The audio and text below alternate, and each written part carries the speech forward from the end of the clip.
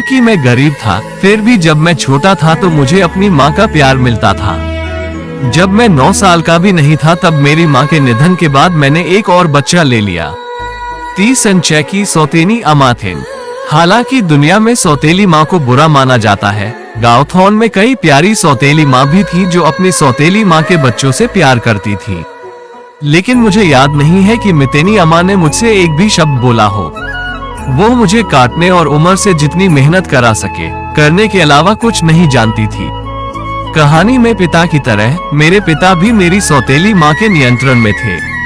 यहाँ तक कि जब मेरी सौतेली माँ बिना किसी कारण के मुझ पर चिल्लाती थी तब भी उसने पूछना बंद नहीं किया क्यों। उन्होंने यह नहीं पूछा, उन्होंने मुझसे कभी अच्छे से बात नहीं की। हालांकि यह कठिन था। ओटा स्कूल हमारे गांव के पास पहले ही खुल चुका था। दोपहर का खाना वो पढ़ाई के लिए जाते समय खाता था। गांव में चोरियां होने लगी, तब तक मुझे भी पता था।